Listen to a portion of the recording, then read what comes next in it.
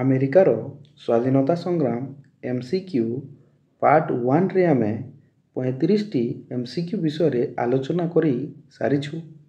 ଆଜିର ଏହି ଭିଡ଼ିଓରେ ଆମେ ଆମେରିକାର ସ୍ୱାଧୀନତା ସଂଗ୍ରାମ MCQ ପାର୍ଟ 2 ବା ଦ୍ୱିତୀୟ ଭାଗରେ ଆହୁରି 35ଟି MCQ ବିଷୟରେ ଆଲୋଚନା କରିବା।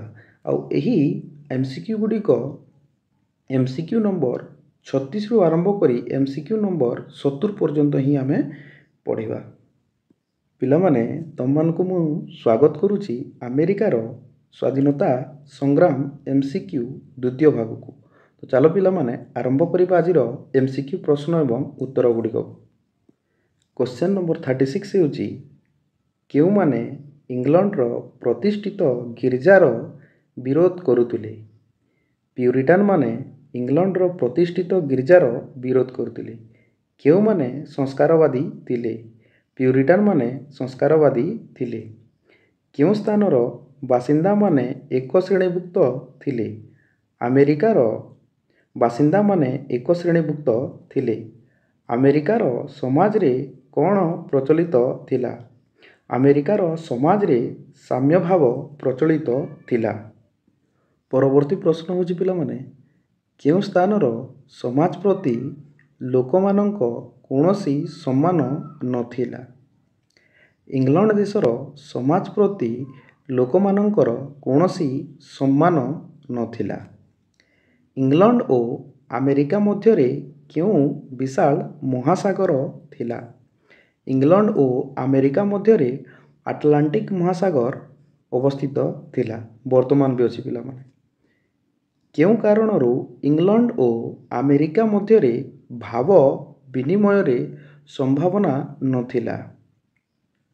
ଯାତାୟାତ ଓ ଯୋଗାଯୋଗର ଅସୁବିଧା ହେତୁ ଇଂଲଣ୍ଡ ଏବଂ ଆମେରିକା ମଧ୍ୟରେ ଭାବ ବିନିମୟରେ ସମ୍ଭାବନା ନଥିଲା। କେଉଁ ଦେଶର ସରକାର ଆମେରିକାର ଉପନିବେଶ ଗୁଡ଼ିକର ସୁବିଧା ସୁଯୋଗ ପ୍ରତି ଦୃଷ୍ଟି ଦେଇପାରି ନଥିଲେ?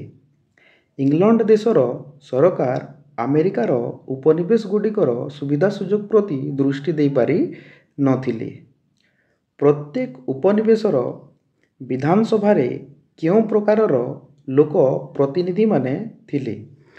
ପ୍ରତ୍ୟେକ ଉପନିବେଶର ବିଧାନସଭାରେ ନିର୍ବାଚିତ ଲୋକ ପ୍ରତିନିଧିମାନେ ଥିଲେ।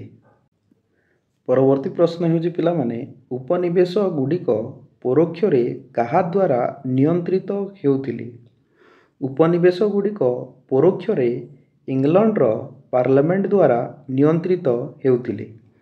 ଉପନିବେଶ ଗୁଡ଼ିକ କେଉଁ ଦେଶର ହିତ ସାଧନ କରୁଥିଲେ? ଉପନିବେଶ ଗୁଡ଼ିକ ଇଂଲଣ୍ଡ ଦେଶର ହିତ ସାଧନ କରୁଥିଲେ। କେଉଁ ଧାରଣା ଉପରେ ଇଂଲଣ୍ଡର ବାଣିଜ୍ୟ ନୀତି ପର୍ଯ୍ୟବେସିତ? ଉପନିବେଶ ଗୁଡ଼ିକ ମାତୃଦେଶ ପାଇଁ ଉଦ୍ଦିଷ୍ଟ। ଏହି ଧାରଣା ଉପରେ ଇଂଲଣ୍ଡର ବାଣିଜ୍ୟ ନୀତି ପର୍ଯ୍ୟବେସିତ। ନୌ ଆଇନ କେବେ ପୁନଃ ପ୍ରଚଳନ କରାଯାଇଥିଲା? ନୌ ଆଇନ 1660 ମସିହାରେ ପୁନଃ ପ୍ରଚଳନ କରାଯାଇଥିଲା।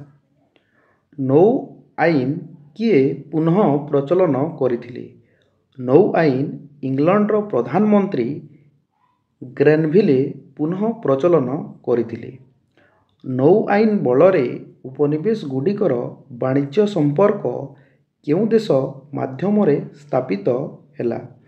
ନୌ ଆଇନ ବଳରେ ଉପନିବେଶ ଗୁଡ଼ିକର ବାଣିଜ୍ୟ ସମ୍ପର୍କ ଇଂଲଣ୍ଡ ଦେଶ ମାଧ୍ୟମରେ ସ୍ଥାପିତ ହେଲା।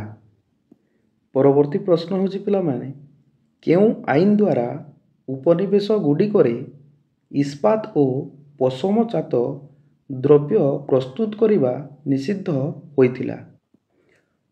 ପ୍ରୋହିବିସନ୍ ଆଇନ ଦ୍ୱାରା ଉପନିବେଶ ଗୁଡ଼ିକରେ ଇସ୍ପାତ ଓ ପଶମ ଜାତୀୟ ଦ୍ରବ୍ୟ ପ୍ରସ୍ତୁତ କରିବା ନିଷିଦ୍ଧ ହୋଇଥିଲା।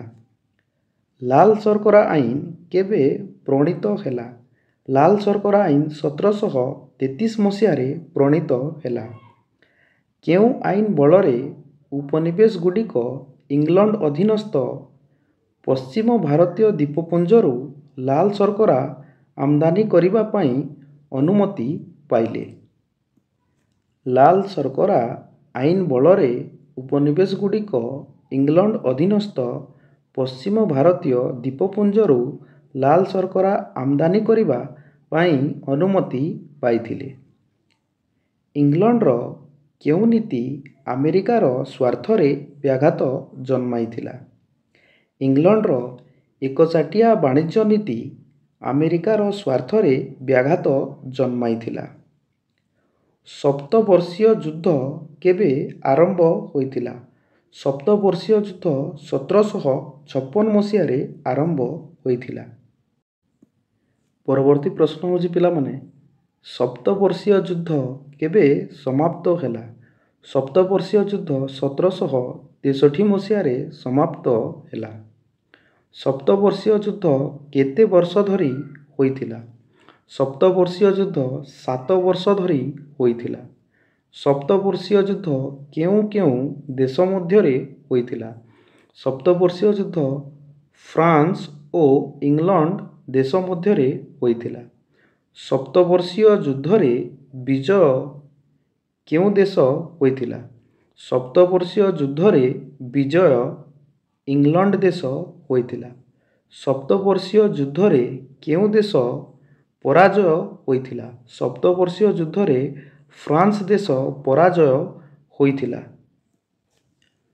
ସପ୍ତବର୍ଷୀୟ ଯୁଦ୍ଧରେ ଫ୍ରାନ୍ସ ପରାସ୍ତ ହେବା ଦ୍ୱାରା ଉତ୍ତର ଆମେରିକାରେ ଅବସ୍ଥିତ କେଉଁ ଫରାସୀ ଉପନିବେଶ ଇଂରେଜମାନେ ଅଧିକାର କଲେ? ସପ୍ତବର୍ଷୀୟ ଯୁଦ୍ଧରେ ଫ୍ରାନ୍ସ ପରାସ୍ତ ହେବା ଦ୍ୱାରା ଉତ୍ତର ଆମେରିକାରେ ଅବସ୍ଥିତ କାନାଡା ଫରାସୀ ଉପନିବେଶ ଇଂରେଜମାନେ ଅଧିକାର କଲେ। ପରବର୍ତ୍ତୀ ପ୍ରଶ୍ନ ହେଉଛି, ଚିନି ଆଇନ କେବେ ପ୍ରଣୀତ ହୋଇଥିଲା? ଚିନି ଆଇନ 1764 ମସିହାରେ ପ୍ରଣୀତ ହୋଇଥିଲା। କେଉଁ ଆଇନ ବଳରେ ପଶ୍ଚିମ ଭାରତୀୟ ଦ୍ୱୀପପୁଞ୍ଜରୁ ଉତ୍ତର ଆମେରିକାକୁ ଆମଦାନୀ ହେଉଥିବା ଚିନି ଉପରେ ଶୁଳ୍କ ଆଦାୟ କରାଗଲା? ଚିନି ଆଇନ ବଳରେ ପଶ୍ଚିମ ଭାରତୀୟ ଦ୍ୱୀପପୁଞ୍ଜରୁ ଉତ୍ତର ଆମେରିକାକୁ ଆମଦାନୀ ହେଉଥିବା ଚିନି ଉପରେ ଶୁଳ୍କ ଆଦାୟ କରାଗଲା? କେଉଁ ଆଇନ ବଳରେ ଆମେରିକୀୟମାନେ କାଗଜ ନୋଟ ଛପେଇ ପାରିବାର ଅଧିକାରରୁ ବଞ୍ଚିତ ହେଲେ? ମୁଦ୍ରା ଆଇନ ବଳରେ ଆମେରିକୀୟମାନେ କାଗଜ ନୋଟ ଛପେଇ ପାରିବାର ଅଧିକାରରୁ ବଞ୍ଚିତ ହେଲେ? ଆମେରିକୀୟମାନେ କେଉଁ ଦେଶର କାଗଜ ନୋଟ ବ୍ୟବହାର କରିବାକୁ ବାଧ୍ୟ ହେଲେ? ଆମେରିକୀୟମାନେ ଇଂଲଣ୍ଡ ଦେଶର କାଗଜ ନୋଟ ବ୍ୟବହାର କରିବାକୁ ବାଧ୍ୟ ହେଲେ। ଷ୍ଟାମ୍ପ ଆଇନ କେବେ ପ୍ରଚଳିତ ହୋଇଥିଲା? ଷ୍ଟାମ୍ପ ଆଇନ 1765 ମସିହାରେ ପ୍ରଚଳିତ ହୋଇଥିଲା। ପରବର୍ତ୍ତୀ ପ୍ରଶ୍ନ ହେଉଛି ପିଲାମାନେ, କେଉଁ ଆଇନ ବଳରେ ଉପନିବେଶବାସୀ ଆଇନ ଓ ବିଚାରାଳୟ ସଂକ୍ରାନ୍ତ ସମସ୍ତ କାଗଜପତ୍ରରେ ଟିକଟ କରିବାକୁ ବାଧ୍ୟ ହେଲେ? ଷ୍ଟାମ୍ପ ଆଇନ ବଳରେ ଉପନିବେଶବାସୀ ଆଇନ ଓ ବିଚାରାଳୟ ସଂକ୍ରାନ୍ତ ସମସ୍ତ କାଗଜପତ୍ରରେ ଟିକଟ କରିବାକୁ ବାଧ୍ୟ ହେଲେ। ସମ୍ବାଦପତ୍ରରେ କେଉଁ ଆଇନ ଲାଗୁ ହୋଇଥିଲା? ସମ୍ବାଦପତ୍ରରେ ଷ୍ଟାମ୍ପ ଆଇନ ଲାଗୁ ହୋଇଥିଲା। ଷ୍ଟାମ୍ପ ଆଇନ ଟିକଟ ବାବଦକୁ ଆଦାୟ ଅର୍ଥ କେଉଁ କାର୍ଯ୍ୟରେ ବ୍ୟୟ ହେବାର ଯୋଜନା ରହିଥିଲା?